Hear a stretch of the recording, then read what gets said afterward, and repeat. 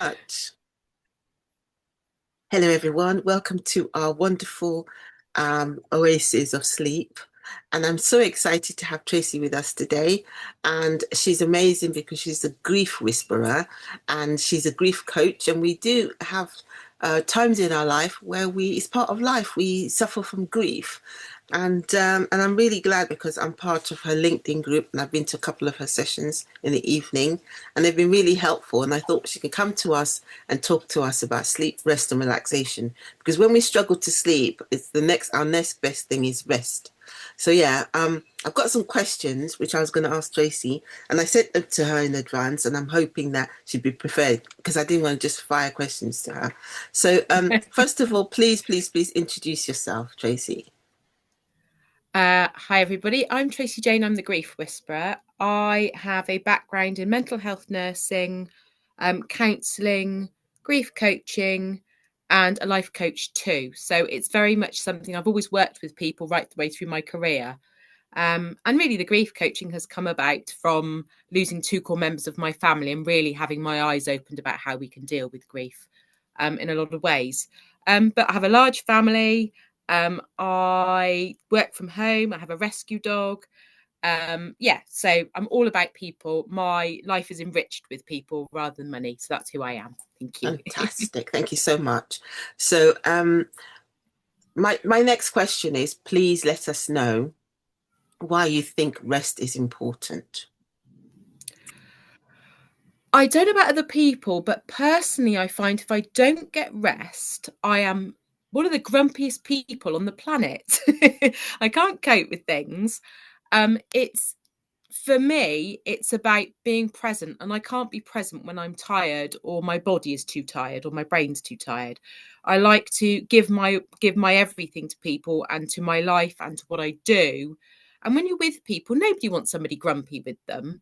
And the other thing I find is my reactions are different when I'm rested as well. I'm very much more clear, relaxed. I think when we're stressed and we're tired, we have these knee jerk reactions, which are almost like just a mechanical reaction, which isn't giving our best to other people.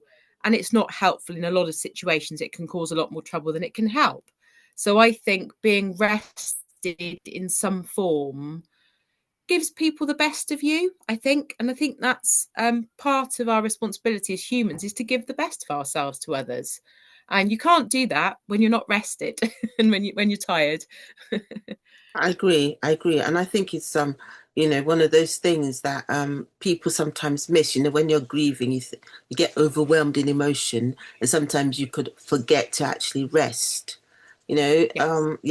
Yeah. So, I know it's one of those things that you come across all the time. So, I mean, what is it about grief that makes us tired? It's what's the best way to explain this? Our bodies run on systems, a bit like a car has a certain way of running. So it starts the engine up, that fuels the fuel coming through, the fuel then drives the engine, we lift the clutch. All of those things have to work together for the car to move. Now, in our bodies, when we get a loss of any sort, be it parent, pet, child, whatever, job, home, that delivers this like, if you want to call it an amazing or a huge, not amazing, but a huge electrical shock to all those patterns in our body. And all the patterns go off and do their own thing. They don't work together. They say, oh, no, I've got to deal with this by myself. And everything just either shuts down or goes haywire or just does not want to communicate with another part of our body or our brain. So when you think our bodies have had a massive shock, our immune system shuts down, our heart goes inwards, it sort of almost protects itself. The brain, the two sides of the brain are doing two different things. So the one side doesn't know what the other's doing, and it's saying, well, we need to do this, and we need to... So that's where your brain fog comes from.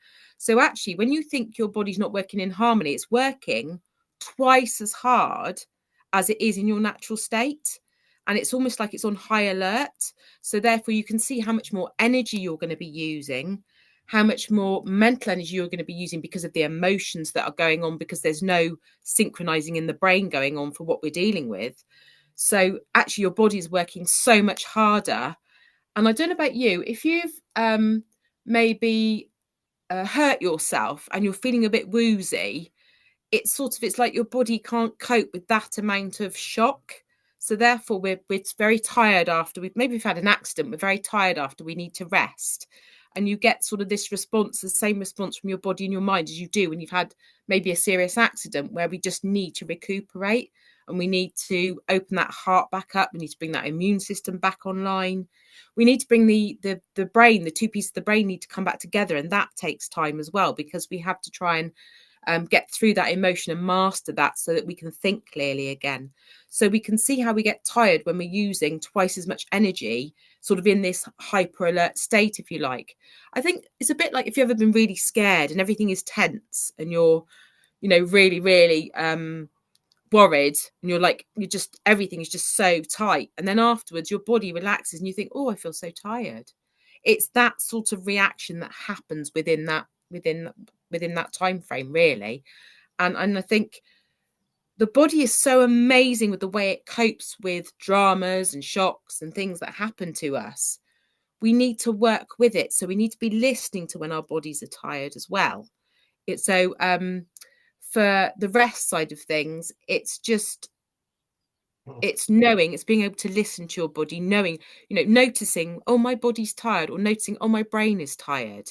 Because I think in this busy world, we don't always listen to our bodies and minds. There's always the next thing to be moving on to each time, particularly when you've got a large family or when you've got a busy work career.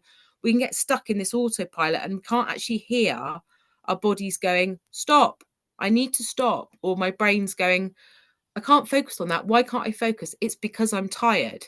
So let's recognize when our bodies are tired, particularly when we're going through an emotional journey. It might be that our parents they have dementia or something. And again, we need to be listening to our bodies, because there will be times when our bodies go, come on, step back from this a minute. We need to recuperate before we deal with the next change. So rest is really, really important in that way. Yeah. Very much.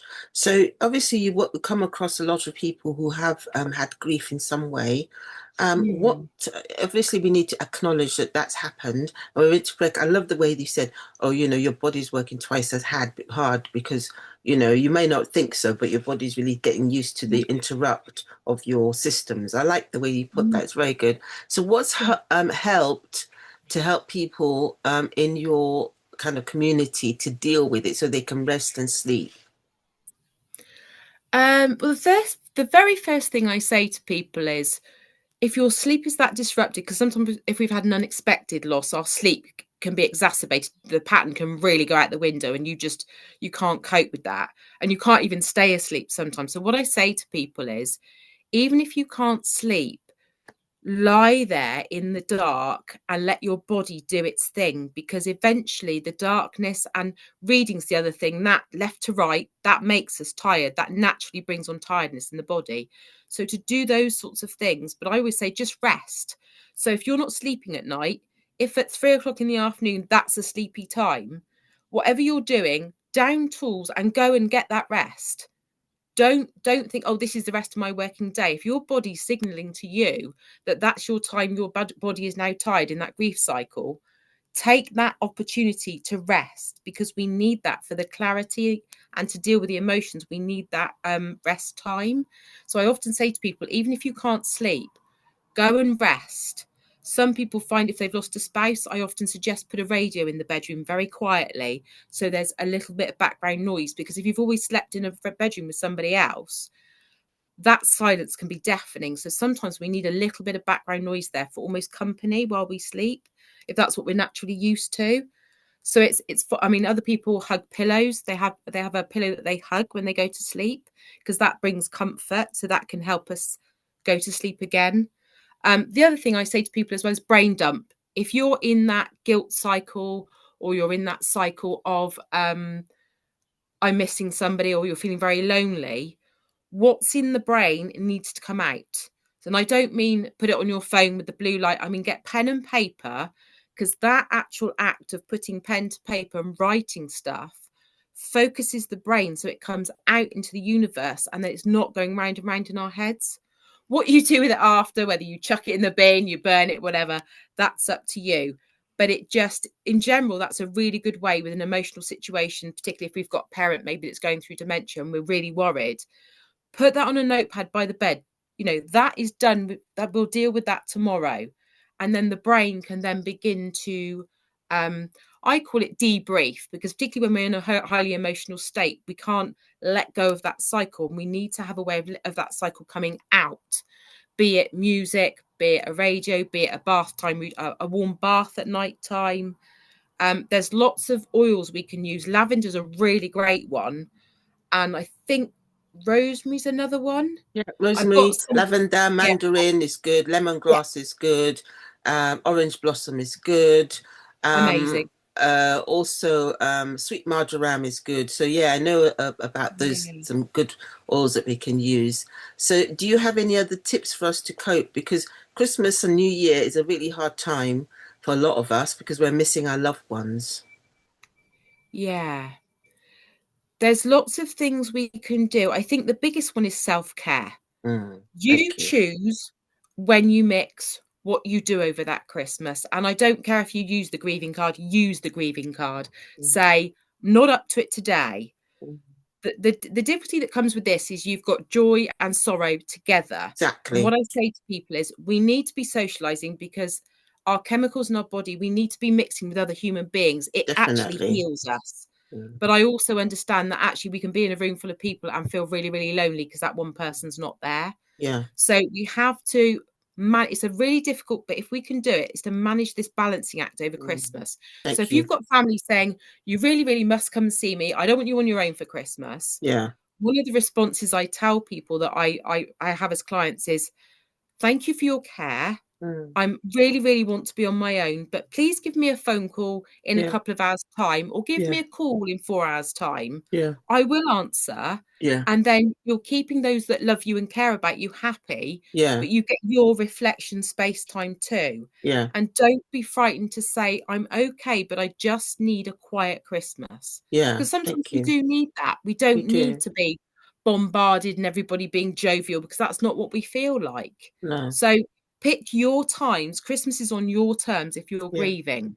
Yeah. If you want to buy a present and put it under the tree for somebody you lost, that's okay. You're not Yeah. nuts. You're expressing your love. No. That's good. Yeah. And don't let other people tell you how to grieve over Christmas. Yeah. Thank you Do very your own much. Christmas in your own way.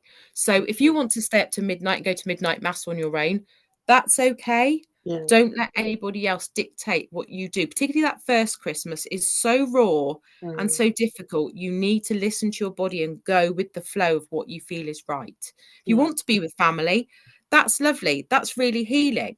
Yeah. But on the other toss of the coin, sometimes we need those quiet times just to rest, like we've been Yeah. talking about. Yeah. It's it's it's Definitely. it's a really fine line of balancing the Mm, joy and the sorrow together, yeah. and the dark. I always call it the dark and the light, because we have Mm, these dark thoughts of loneliness and yeah. missing people, which we have to process. That's part of the grief. Yeah. But make sure you get some of that joy. Go and see somebody with a carol service. Go and Yeah. have mince pies and mulled wine, and Yeah. have both sides. Don't deny yourself Yeah. the other side because you Yeah. feel you don't deserve it. Yeah. And I think the other thing is, if our loved ones were with us, and they are with us, Mm, but if they were stood there going, why aren't you going to that? You like mince pies. Go to that mince pie party. yeah. Go to. They don't want us sad over Christmas. No. That's the No. last thing our That's loved so ones. When true. you love somebody, you wouldn't deny them No. something. No. So let's balance it really well. But don't be frightened to say to family, don't make me conform to society. This is my grief, because Yeah. every unique is grief. Every grief is unique, and we need to Yeah. acknowledge that as Yeah. families as well. Yeah. Brilliant. So, how do people find you so that they can get, extra help? I am the Grief Whisperer on Instagram, Mm, LinkedIn. I'm Tracey Jane, the Grief Whisperer Redwood on Facebook. I have a group on LinkedIn called the Grief Whisperers, which is really easy to remember. I have a group yeah. on Facebook called the Grief Whisperers too. Yeah. Um, Brilliant. and I also have a website on Ko-fi.com, and that's the Right. Grief Whisperer. And So are you on Instagram? yes, I'm on the Grief Whisperer on there. Brilliant. Sorry, yeah. Thank you. Thank you. Thank you very much. So it's really been wonderful to have you. And I wish everyone a wonderful Christmas and a happy new year, especially remembering loved ones in a positive way. Thank you. Thank you. Thank you for having me.